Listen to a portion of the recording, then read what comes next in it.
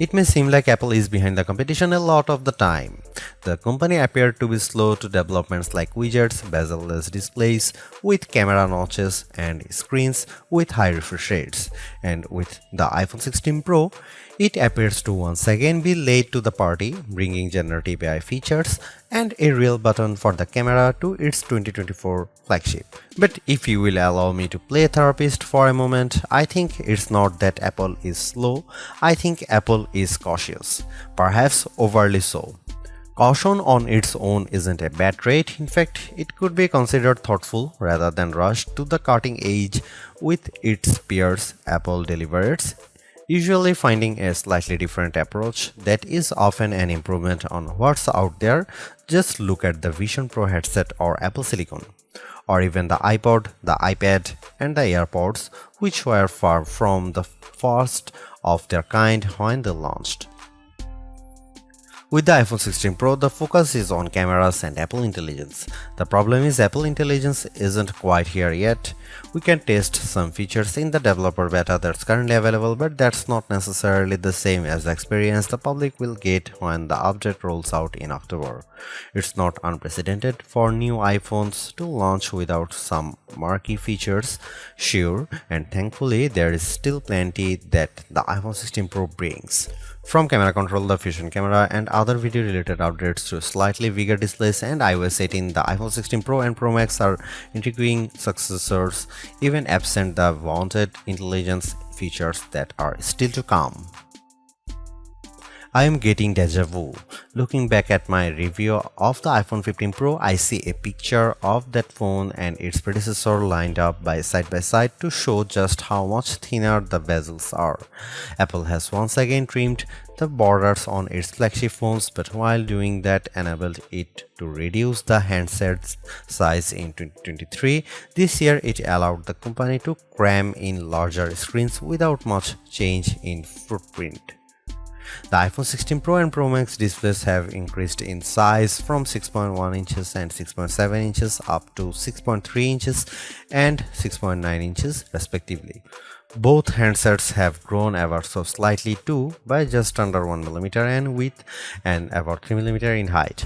Basically, the iPhone 16 Pro and Pro Max are a hair wider and taller than their predecessors but maintain the same 8.25mm profile, and yet in spite of this minimal change, you won't be able to keep your old cases if you are upgrading from an iPhone 15 Pro to an iPhone 16 Pro. Not only would the cases not quite fit, you'd also need something with either a cutout or a sapphire crystal and conductive layer to be able to use the new camera control. Of course, Apple sells compatible cases, as do some third parties like OtterBox, so you have plenty of options. I have spent most of this year's hardware review season remarking how Samsung and Google's flagships feel like iPhones, and I have now reached a strange inception point. As I have been comparing competing phones for this review, I have been surrounded by about a dozen handsets from all these different companies on my couch, including last year's iPhone, the Galaxy S24 Plus, and the Pixel 9 Pro and Pro XL. Trying to figure out which one is the iPhone has become more confusing than ever, as they all feel similar in build. The best way to verify at a glance is looking at the camera arrays or my wallpaper. All that is to say that the iPhone 16 Pro feels similar to its predecessors, which is what these other companies have been attempting to emulate. Apple would be right to feel flattered by this imitation, and yet I have to wonder if it's time to do something different. Google's Pixel 9 Pro is actually a whole 6 grams lighter than the iPhone 16 Pro at 221 grams, and I'm absolutely smitten by its rich pink hue and shiny edges. Though I like the new golden desert color for the iPhone 16 Pro, I do wish Apple's premium flagship had more fun and vibrant exteriors.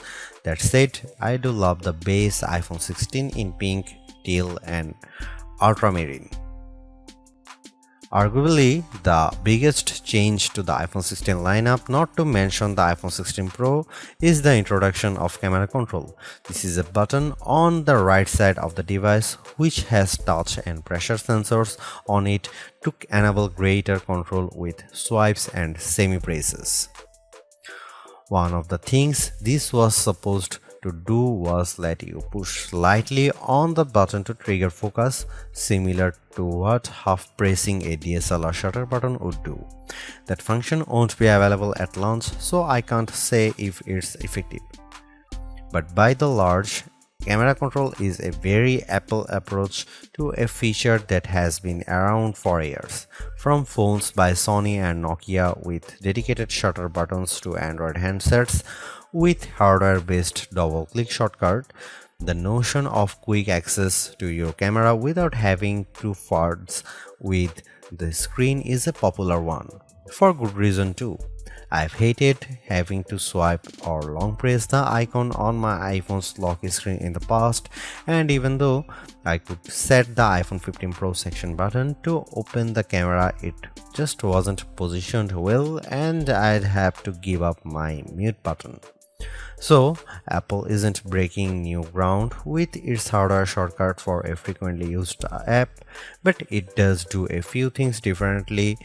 With the touch sensor, you can swipe on it to tweak things like exposure, zoom levels and tone, and the half press still works as a way to select options or go back out of menus within the camera control interface.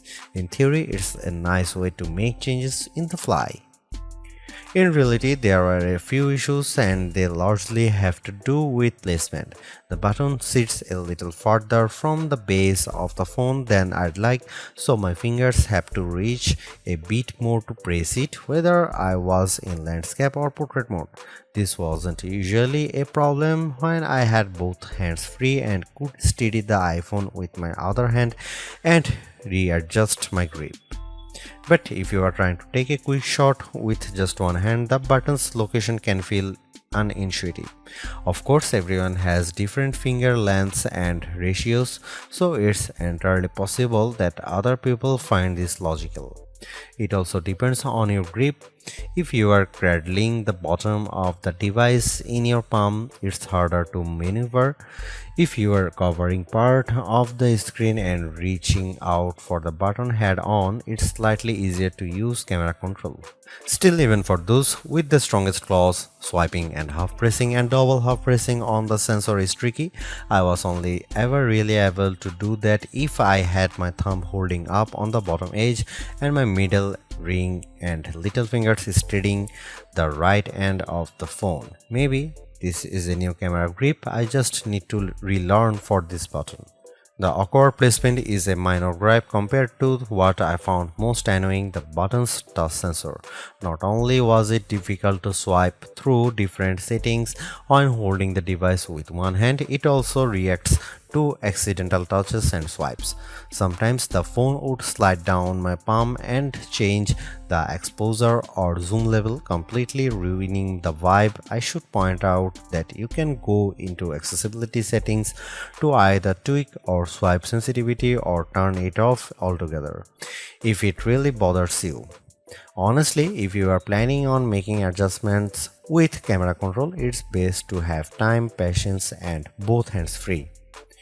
In those situations, I had a lot of fun editing settings and watching them by reflected in the viewfinder in real time.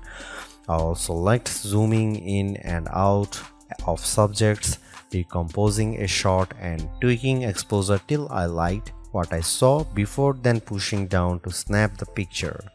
I especially loved this while recording video since it makes slowly zooming in or out of a subject smoother than using the on-screen slider.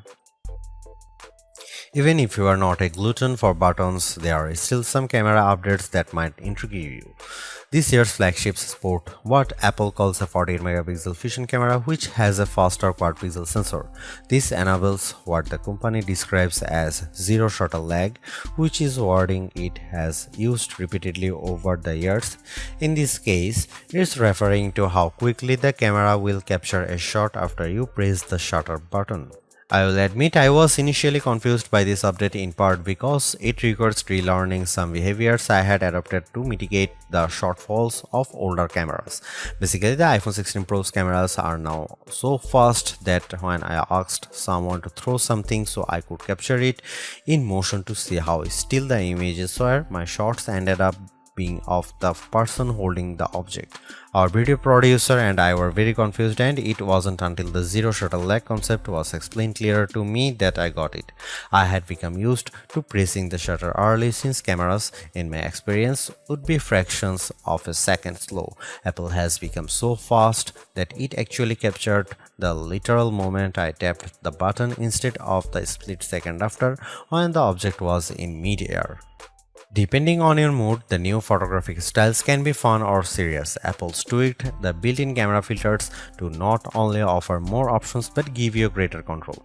Due to how the company has refined its processing each year, there is also an improved depth map captured when it detects a face in the scene. This, combined with a greater focus on color science around skin tone, has led to what might be my favorite new iPhone 16 feature. Whether I shot them in portrait mode or not, photos of people what I took using the iPhone 16 Pro were a dream to edit. Simply switching between the standard, natural, luminous, quiet or ethereal styles already resulted in improvements to be colors and shadows, but I could also tap on each thumbnail to across the new editing touchpad and drag a dot around. This let me more precisely tweak the hues and contrast levels, and an additional slider will let me adjust how warm the image was.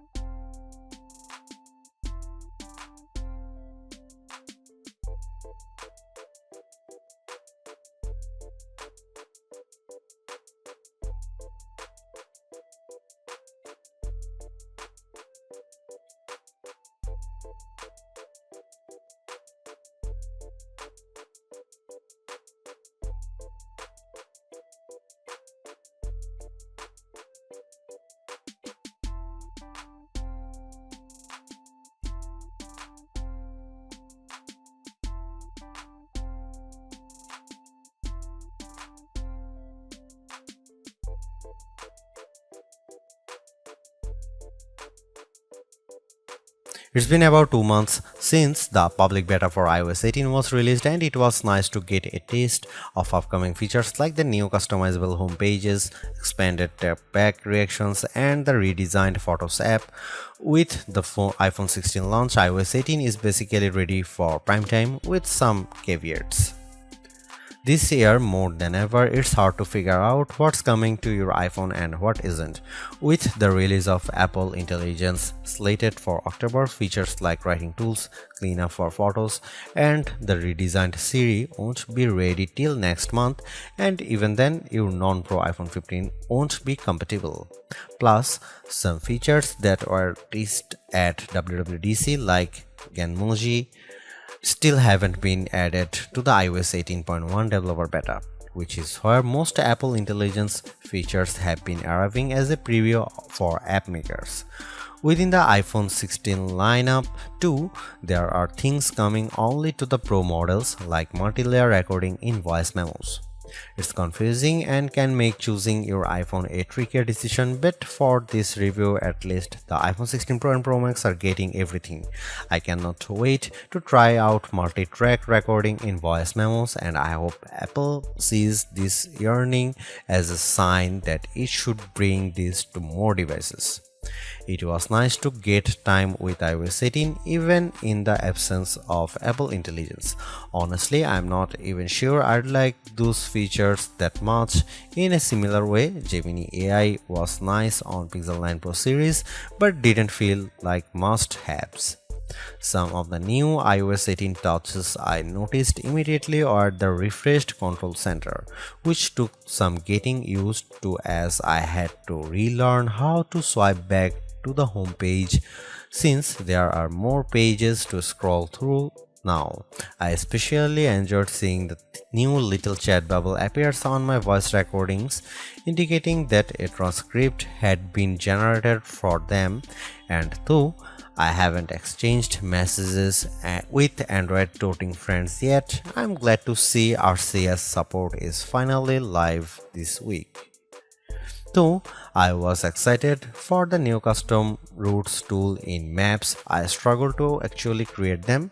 You can set your start and end points and have the app close the loop for you, or just tap landmarks or points on the map to get the route to basically connect the dots. Unfortunately, no matter how many times I tried to get the route to cut through a building where I knew a pedestrian walkway existed, Maps reinstated me at every turn, forcing the route to go through more established paths instead. It's not unreasonable, but certainly not the open world route creation feature I was envisioning. The best thing about iOS 18 and also some new features in the iPhone 16 lineup is the customizability. I do appreciate that if you don't like something, you can usually turn it off. With the new ability to place apps outside of a rigid grid, you can now lay your home screen out just the way you like. The redesigned Photos app lets you create and pin collections so you can more easily find the pictures most important to you. And again, I'm glad Apple is giving people the option to turn off camera control altogether or adjust its sensitivity. Apple's caution is sometimes warranted, especially at a time when mistrust of AI-generated content runs rampant. The company taking its time to get Apple Intelligence right is understandable, but its deliberation doesn't always lead to winners. While I appreciate the attempt to differentiate camera control with the touch sensor for more versatility, I am not yet convinced on its usefulness. The good news is, and I cannot stress this enough, you have the option to tune it to your liking, and that's the theme I'm seeing in recent Apple features that hint at more thoughtfulness than usual. If you don't like something, or if something isn't right for your needs, you can adjust or disable it. In iOS 18, you have greater control over your home screen's app layout and can pin custom collections for easier reach. In the Photos app, the action button introduced last year could have been a spectacular fail had Apple not let you still keep it as a mute switch, but it managed to give people more functionality while maintaining the status quo for those who are just as resistant to change. Change is scary, change is hard, but without change there is no progress. Apple's cautious approach is a tricky balancing act that's evident on the iPhone 16 Pro. Some new features like audio mix and custom routes in Maps delivers mixed results, otherwise like photography styles are hits. Then there are the basic ingredients like good battery life and durable, attractive designs that Apple cannot neglect. The iPhone 16 Pro's subpar battery life holds it back from beating the competition, which is stiffer than ever this year, especially from Google. Luckily for Apple, most people who have iPhones are going to stick with iPhones. It's just easier. For those already sucked into the ecosystem, the iPhone 16 Pro are worth the upgrade from a model that's at least 2 years old. If you already have an iPhone 15 Pro, for the sake of our planet and your wallet, you might prefer to hold off on upgrading, especially since this year's devices aren't that much different.